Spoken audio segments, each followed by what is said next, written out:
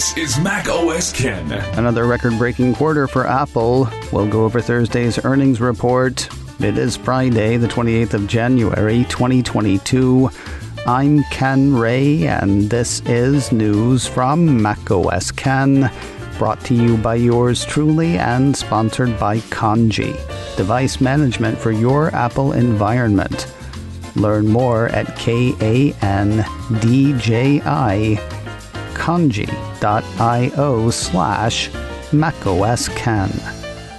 This show is also sponsored by BetterHelp, online counseling that's there for you. Memes are funny. I saw one recently that said something to the effect of, "It's like I've said for the past few years, if I can just get to the end of this week, I'll be fine." It's funny, right? But if that's actually how it feels for you, you might want to try something different, like talking to a licensed professional therapist through BetterHelp, sponsor of today's show. The counseling you'll find through BetterHelp covers all kinds of issues, from stuff that's personal and specific to your history to the stuff we're all going through in this less than normal new normal. You answer a few questions and BetterHelp goes to work finding the right counselor for you. And if they end up not being a great fit, changing is easy, no additional cost incurred. Counseling is safe, secure, and super convenient. It happens online through the BetterHelp apps or website. If it's time to change your outlook, it may be time to give BetterHelp a try.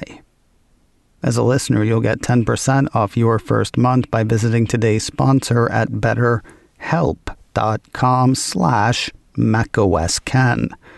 That's HELP, betterhelp.com/macOSKen. Join over 1 million people who have taken charge of their mental health. Again, that is BetterHelp, HELP, betterhelp.com/macOSKen. And thanks to BetterHelp for sponsoring today's show. What is your superlative of choice? Banner, stellar, Cougat? Whatever your favorite, take it and apply it to Apple's first quarter fiscal year 2022 numbers. In its press release on December quarter earnings, Apple claimed another all-time revenue record. In the process, the company blew past and bowled over Wall Street expectations. The Street had expected revenue of $118.3 billion. Apple delivered revenue of $123.9 billion, up 11% from the same quarter a year earlier. Wall Street had been looking for gross margin of 40.5%. Apple delivered 43.8%. The Street was looking for earnings per share of $1.89. Apple delivered earnings per share of $2.10. Looking at Apple's numbers, sales were up in every region Apple tracks except Japan. In the Americas, they came in at $51.4 billion, up from last year's $46.3 billion. Sales in Europe landed at $29.7 billion, up from last year's $27.3 billion. Sales in China hit $25.8 billion, up from last year's $21.3 billion. That slip I mentioned in Japan saw sales fall to $7.1 billion from last year's $8.3 billion. As for the rest of the Asia-Pacific region, sales came in at $9.8 billion, up from last year's $8.2 billion. Looking at product categories, iPhone saw sales of $71.6 billion, up 9% from the $65.6 billion seen in the same quarter a year earlier. Both Apple CEO Tim Cook and CFO Luca Maestri named that an all-time revenue record for the device. Crazy customer satisfaction as well. The latest from 451 Research shows satisfaction in the States at 98%.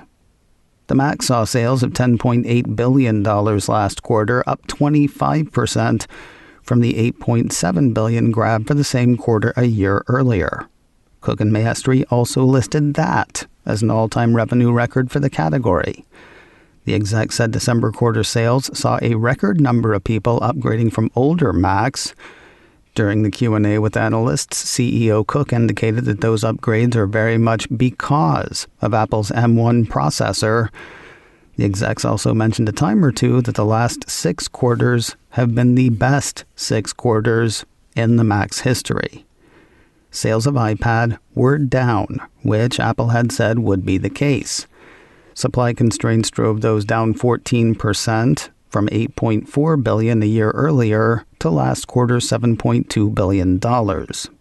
Whether despite or because of the shortage, Apple said the demand for the tablet was strong across all models. The company also indicated that half of iPad buyers last quarter were new to the product. The and the rest category of wearables, home, and accessories saw sales of $14.7 billion, up 13% from the $13 billion seen in the same quarter a year earlier. Say it with them, that represented an all-time revenue record for the category. And the category services set an all-time revenue record, performing better than Apple expected, according to CEO Cook. Sales came in at $19.5 billion, up 24% from the $15.7 billion in sales seen in the same quarter a year ago. That was driven by all-time record revenues for cloud, music, video, advertising, and payments, as well as a December quarter record for the App Store. Paid subscriptions are still going crazy. Apple is currently serving over 785 million paid subs across its services platforms. That includes Apple's own services like Apple Music and third-party services like the 98 video-on-demand services to which I seem to be subscribed. In the last year, paid subscriptions have grown by 165 million, according to the company. A crazy number of subscriptions powered by a crazy number of devices.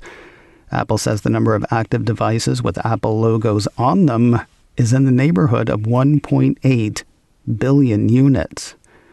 Even retail had a remarkable quarter, despite the occasional closures due to #these times in which we live. It was that segment's highest performing quarter in Apple's history. Retail also saw the highest customer satisfaction in Apple's history, prompting Apple's CEO to shout out the folks who made that possible. As has been the way for a couple of years now, Apple did not provide financial guidance for the current quarter, though CFO Maestri did offer directional insights based on the assumption that the world is not going to get any worse. Feels like tempting fate, but whatever. According to the CFO, Apple expects to see year-over-year revenue growth and to set a March quarter revenue record. The company expects constraints to ease in the supply chain. While revenue will grow, that growth is expected to slow for a couple of reasons, those being foreign exchange headwinds and a tough compare. Last quarter was the first full quarter of sales for iPhone 13. A year ago, the March quarter was the first full quarter of sales for iPhone 12. That later launch last year led to heavier iPhone sales in the March quarter, and there's your tough comparison. Services revenue is expected to grow, but that growth will also slow, driven by fewer lockdowns this year than last. And gross margin is indicated, though not guided, to be between 42.5% and 43.5%. Capping the prepared remarks, Apple CFO said the company's board of directors has declared a cash dividend of 22 cents per share of the company's common stock. That goes out on the 10th of February to shareholders of record as of the 7th of February. With that, the call was turned over to questions from financial folk. We'll get to that part in a moment, but first a word from Kandji, device management for your Apple environment. New person starting in HR today. You need to get their MacBook set up and their iPad. You get a conference call at 3. You need to hit the store in a bit and... Wait a second, what was that second thing you were supposed to do? Not only is setting up new hardware a pain, it is also time-consuming, and there's so much to remember. Forget all of it with Kandji. With Kandji, new Apple hardware can be ready for your new hire quickly and easily, with all the apps and settings that they need and that you need them to have. Devices managed by Kandji keep themselves secure. Apps are patched, macOS is updated, and security controls are enforced without active management from you. It's not doing it by itself, though. You decide how soon after release updates get updated. Kandji lets you do that without having to deal with individual users or their individual machines. And if anybody changes anything they weren't supposed to, Kandji detects it and fixes it, saving you time and trouble. Go to kandji.io/macOSKen for a free demo and trial. KANDJI, again, that is kandji.io/macOSKen. Find out why companies like Lacework, Segment, Allbirds, and others use Kandji for zero-touch Apple device management. KANDJI. Again, that is kandji.io/macOSKen. Your free demo and trial are waiting at kandji.io/macOSKen. Speaking of time and trouble, let's get to the questions and answers with Apple and analysts. One number about which I was very curious got talked around on Thursday, though not talked about exactly. Remembering Apple saying on the September quarter call that headwinds and supply constraints had hit the company to the tune of $6 billion, and remembering that Apple had said that the number would be bigger last quarter, Evercore analyst Amit Daryanani wanted to know whether he'd missed what the number ended up being last quarter, and if he did, could they repeat it? He didn't miss it, and they wouldn't give it. I actually laughed out loud hearing Apple CEO say what he said without answering what Ad Rock asked. Cook's answer. What we've said in terms of December and March was that it was very difficult to estimate with great precision constraints, but we said that they would be more than the Q4 or more than the September quarter, and we're saying that March will be less than the December quarter. And so that's the kind of verbiage that we place around it. He didn't get much further with his second question, though it at least prompted a philosophical response. Daryanani wondered how Apple decides where to throw its research and development dollars. The basic question, how much goes to evolving current products versus revolutionizing or creating whole new industries? Not surprisingly, Apple CEO would not be tricked into announcing anything new. He did say that what Apple looks for is opportunities at the intersection of hardware, software, and services. Rest your heads, though. Apple CEO says there's quite a bit of investment going into things that are not on the market at this point, as there always are. Raymond James analyst Chris Casso was curious about the sustainability and repeatability of iPhone growth. Wasn't so long ago that growth seemed over for that device. 5G may have changed that story, but how does growth continue? CEO Cook's answer actually seems to be 5G. The install base is at an all-time high and growing. Last quarter saw record upgrades and switchers from Android to iPhone in the strong double digits. And while iPhone 13 is the second 5G-enabled line of iPhones, we're still in early innings where 5G is concerned. Looking at non-5G versus 5G models, a ratio that Cook was not inclined to share, he said the company still has an optimistic view on iPhone long-term. Jefferies analyst Kyle McNeely wanted to know what really happened to iPad. Did Apple sacrifice the product last quarter to make sure that there were enough iPhones to go around? A little, but not really, seems to have been Cook's answer. The tightest point has been on legacy nodes, according to the CEO. That's a supplier thing, not an Apple thing. While they might not have pressed hard on iPad for the December quarter, the real issue was supply constraint, which will be better this quarter. Shannon Cross of Cross Research had questions about the Mac business, specifically where Apple was aiming for further growth. Apple's CEO indicated that growth is basically hitting from all sides. The Mac set all-time revenue records in the Americas, Europe, and the rest of Asia Pacific. It also set a December quarter record for Greater China. In short, it's not limited by geography. The Mac saw a record number of upgraders. Meanwhile, 6 out of 10 people buying Mac in China last quarter were new to the platform. Customer satisfaction is off the charts, according to Cook, who added, "What I see this as is a product that will be very successful in a number of different markets, from education to business to the creative industry, and in all geographic markets." Morgan Stanley analyst Katie Huberty had questions about 10 minutes from now and 10 years from now. After 2 years of disruption, is it time to rethink the supply chain? CEO Cook says no. The biggest problem has been those pesky legacy nodes, which would have been an issue no matter where the final product was being put together.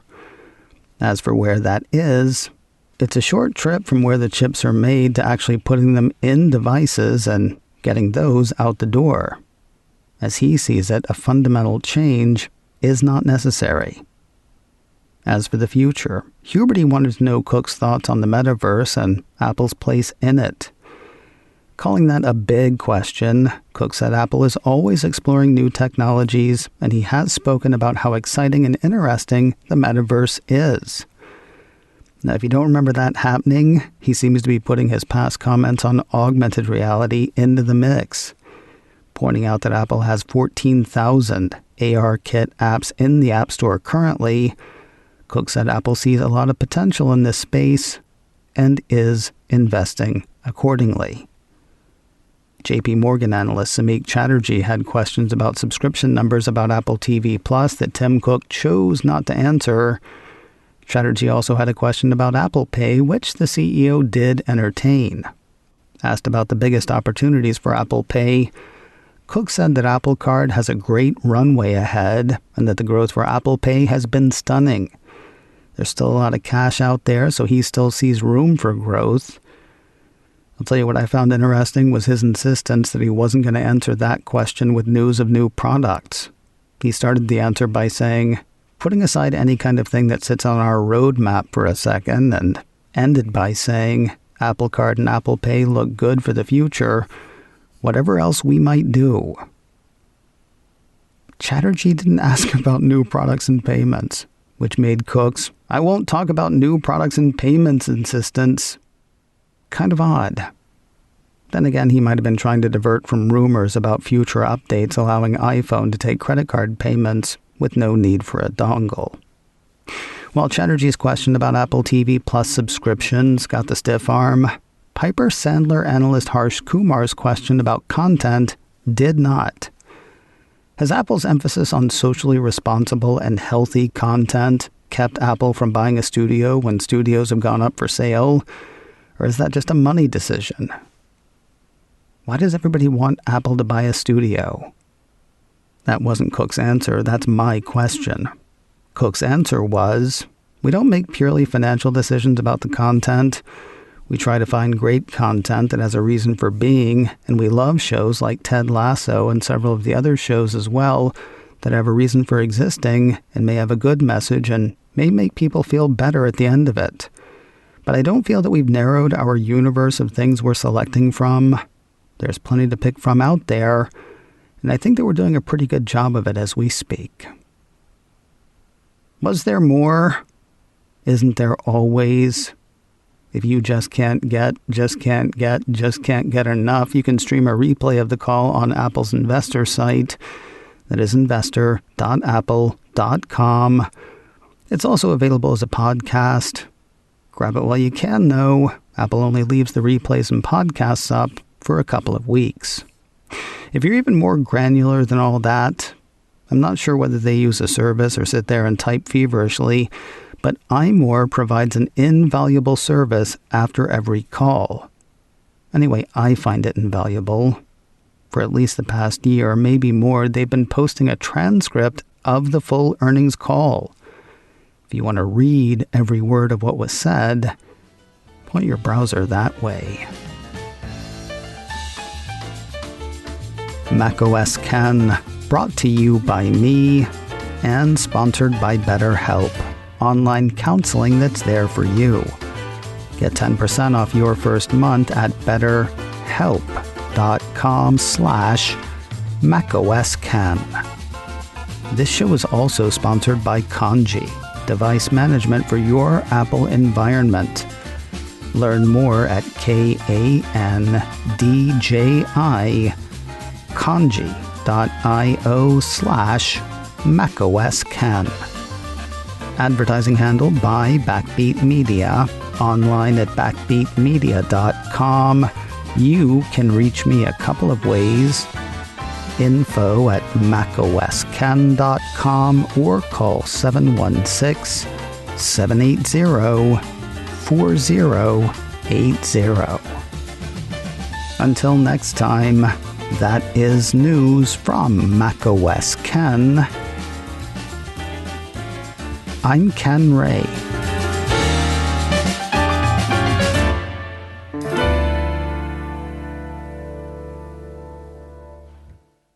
Ciao.